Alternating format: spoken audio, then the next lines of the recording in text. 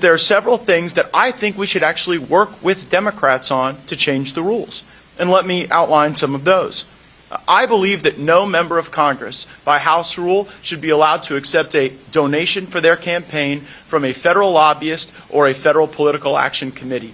That money all has strings attached to it, and anybody who tries to tell you otherwise is lying. And when members take hundreds of thousands of dollars from lobbyists and PACs, they work for them more than they work for their constituents. And guess what? I intend to offer that amendment on the House floor in January, and I already have Democrats ready to vote for it, maybe even all of them.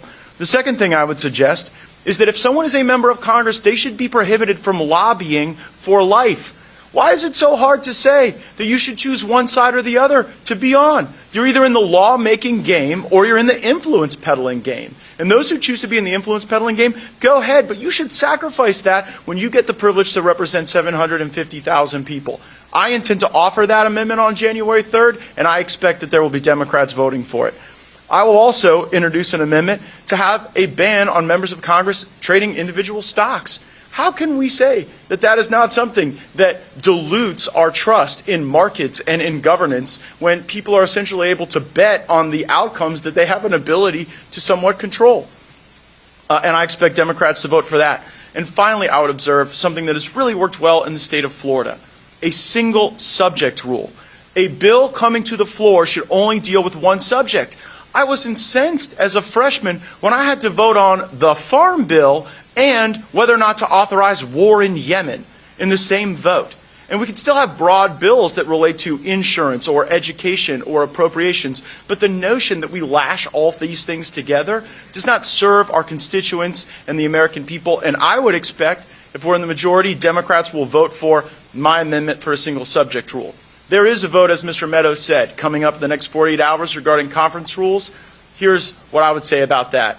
It doesn't matter a lick. Because once we get to the floor, coalitions will be dynamic and volatile, and I can't wait to swim in those turbulent waters. My question would be to Mr. Meadows, is it treacherous and deceitful for conservatives to team up with liberals to achieve some of these reforms that would liberate our institution from the corrupt grip of lobbyists and special interests? Well, Congressman Gaetz, obviously those amendments that you mentioned that you would put forth would get great bipartisan support.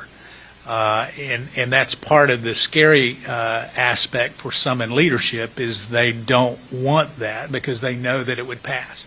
As you know, Congressman, when we served together, there were a number of times where something was not put on the House floor because they knew it would pass.